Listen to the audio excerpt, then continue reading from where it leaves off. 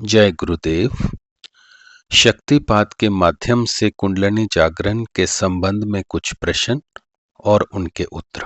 प्रश्न: तो सारी समस्या चित्त की ही है गुरु महाराज।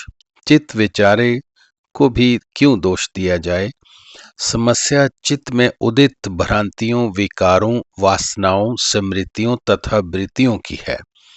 यदि ये सब चित्त में से निकल जाएं तो चित्त तो एक और रखा रह जाएगा तथा आत्मा की स्वरूप अवस्थिति अनुभव में आ जाती है। इन सब भ्रांतियों आदि का कारण शक्ति का प्रसव क्रम में प्रवाहित होना है। जैसे ही प्रतिप्रसव प्रवाह आरंभ हो जाता है, वे सब भ्रांतियां आदि मार्ग छोड़ने लगती हैं। प्रश्न: आसानी से मार्ग छोड़ देती हैं गुरु महाराज? जो जम के बैठा हो वह आसानी से मार्ग कहाँ छोड़ता है? उसे मार्ग से हटाना पड़ता है। ये शक्ति का कार्य है तथा वही उसे कर भी सकती है। जीव विचारा तो अनुमातर है, थोथा चना बाजे घना। शक्ति कुछ है ही नहीं, अभिमान बहुत बड़ा। साधना करेगा तो सब दिखावा। चित्त की अवस्था देखें तो वैसी की वैसी, तिल मात्र भी अंतर नहीं। प्रश्न: लेकिन विषय का विश्लेषण, विस्तार तथा व्याख्या सुनने में बहुत अच्छी भी लगती है तथा सरल भी। चित्त में से वृत्तियों को निरुद्ध किया तथा स्वरूपाव स्थिति प्रकट। गुरु महाराज, सुनने में जितने सरल दिखाई देती है, करने में उतनी कठिन ही है। कुछ करने की अपेक्षा कुछ नहीं करने का प्रयत्न कहीं अधिक मुश्किल है। कर्तापन का भाव साक्षी भाव में स्थिरता के मार्ग में रोड़े अटकाता रहता है। प्राण के निरोध से मन के निरोध का मार्ग कहीं अधिक सरल है। प्रश्न: गुरु महाराज, भक्ति मार्ग में मन प्राण निरोध का कोई झगड़ा नहीं, सीधा साधा हरि भजन करो। गुरु महाराज, भक्ति मार्ग में चाहे इसका खुलकर उल्लेख नहीं किया गया, किंतु झगड़ा वहां भी है। अल्लाहदनी का रूप धारण किए कुंडलिनी वहां भी उपस्थित है। भाव समाधि के रूप में संप्रज्ञात अवस्था वहां भी है। सामान्यतः जिसे लोग भक्ति कहकर प्रचारित करते हैं वह भक्ति नहीं है। भक्ति का वास्तविक रूप शालंडलिया भक्ति सूत्र या नारद भक्ति सूत्र में निखरता है। दोनों में अंतर शक्ति का संकेत है। अल्लाहदनी शक्ति के प्रत्यक्ष क्रियाशील हुए बिना भक्ति का रूप प्रकट नहीं होता। यदि ये सब है तो निरोध भी है। नारायणी और ज्ञान मार्ग। गुरु महाराज, केवल पठन पाठन ज्ञान मार्ग नहीं है। शास्त्र तो केवल सिद्धांत ही उपस्थित कर सकता है। वैसी स्थिति प्राप्त करने के लिए साधन ही उपाय है। वेदांत जीवन का अंतिम लक्ष्य है। इससे पहले योग साधनाओं का अवलंबन लेकर ही आत्म स्थिति का अनुभव करना पड़ता है। प्रश्न: कल साधन में मुझे एक बार तो ऐसे लगा कहीं मैं पागल तो नहीं हो गया। गुरु महाराज, पागलपन तथा शक्ति जागृति में बड़ा अंतर है। पागलपन मन को प्रभावित करता है तो जागृत शक्ति प्राण को। देखने में क्रियाएं एक जैसी ही हैं, किंतु पागलपन में जब तक उसका आक्रमण समाप्त नहीं हो जाता तब तक क्रिया मुक्त नहीं हुआ जा सकता। किंतु इसमें जब चाहे क्रिया को बंद किया जा सकता है।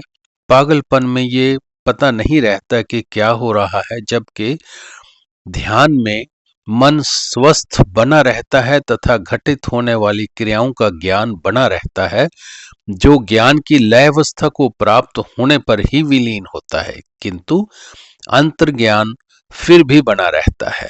प्रश्न: भूत बाधा में भी तो इसी प्रकार का आवेश आता है। गुरु महाराज, वह बाहरी आवेश होता है। मनुष्य पर किसी भूत का नियंत्रण हो जाता है जब तक उसकी पकड़ शिथिल नहीं हो जाती तब तक आवेश समाप्त नहीं होता। मनुष्य का अपना मन जड़ हो जाता है, किसी बात का पता नहीं रहता, उसे स्वयं तो कोई अनुभव नहीं होता। जागृति पर आवेश अंतर से उदय होता है, शक्ति की क्रियाओं पर नियंत्रण किया जा सकता है, मन स्वस्थ बना रहता है, प्रत्येक अनुभव का ज्ञान होता है क्योंकि आत्मा बोध स्वरूप है।